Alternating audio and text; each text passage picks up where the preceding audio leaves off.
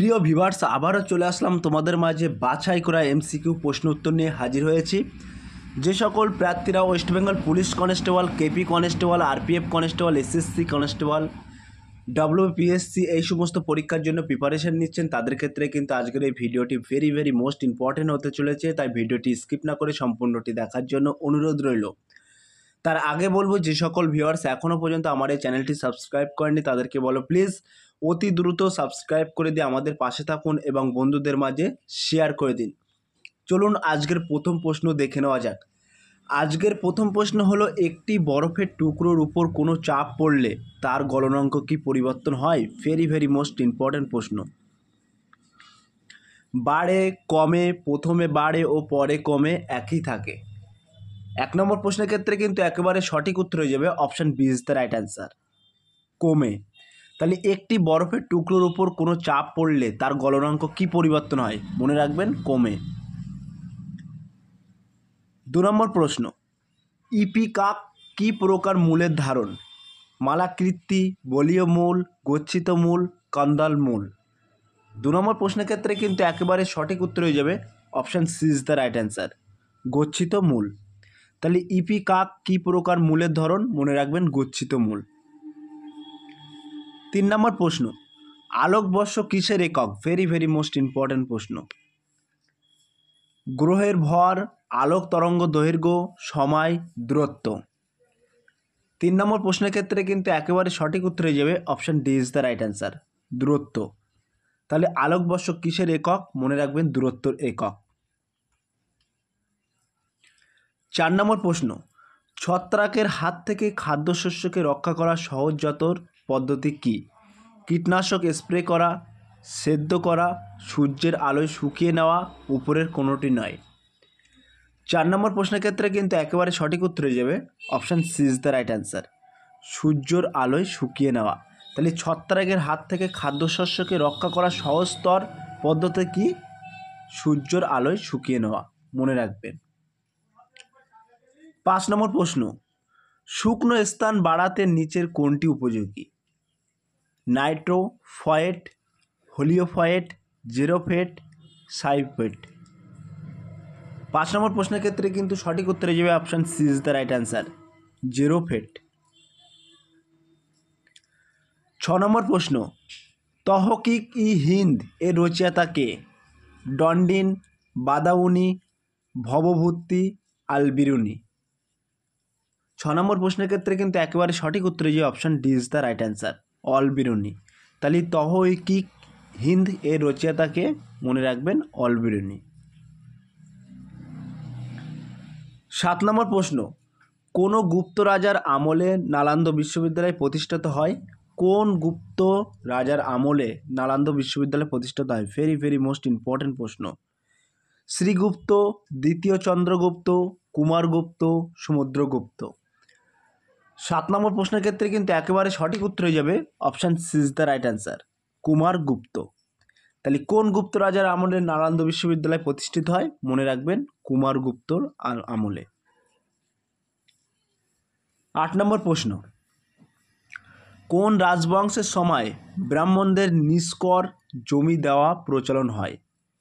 সাতবাহন, মৌর্য, গুপ্ত, চোল। 8 নম্বর প্রশ্নের ক্ষেত্রে কিন্তু সঠিক উত্তর হয়ে যাবে option A is the right answer, Satavahana. তাহলে কোন রাজবংশের সময় ব্রাহ্মণদের নিষ্কর জমি দেওয়ার প্রচলন হয়?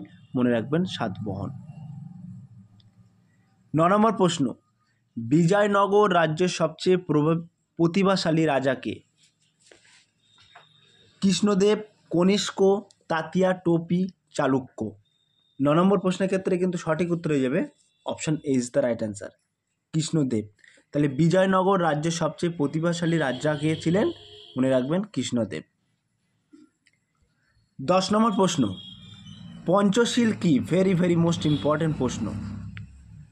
5 জন সন্ন্যাসী, মহাবীরের উপদেশবালী, গৌতম বুদ্ধের উপদেশবালী, উপরের কোনোটি নয়।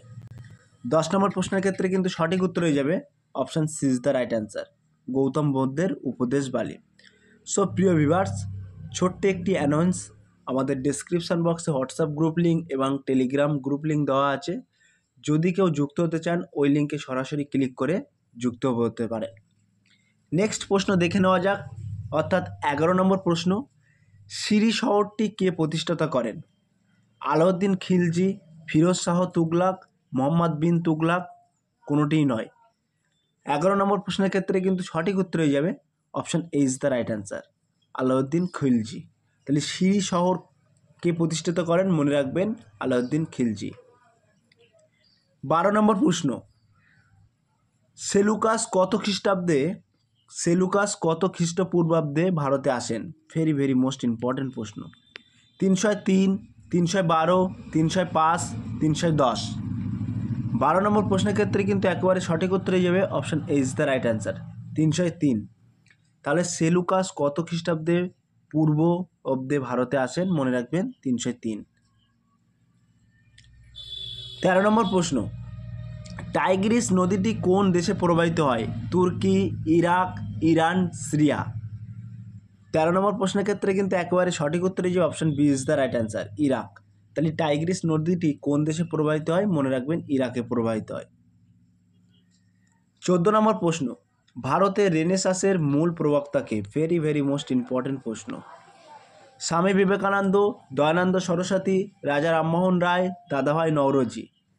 14 নম্বর প্রশ্নের ক্ষেত্রে কিন্তু একেবারে সঠিক উত্তর হয়ে যাবে option C is the right answer, Raja Rammohan রায়।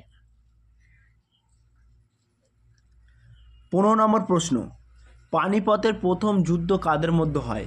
আকবর ও হিমু, রানা সঙ্গ ও বাবর, হুমায়ুন ও শেরশাহ, ইব্রাহিম লোদি ও বাবর। 15 নম্বর প্রশ্নের ক্ষেত্রে কিন্তু একেবারে সঠিক উত্তর হয়ে যাবে option D is the right answer, Ibrahim Lodi ও বাবর। তাহলে প্রশ্ন যদি পরীক্ষায় আসে পানিপথে প্রথম যুদ্ধ কাদের মধ্যে হয়?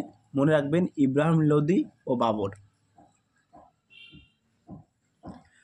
16 নম্বর প্রশ্ন, ক্রোলিন শব্দটি কিসের সঙ্গে যুক্ত?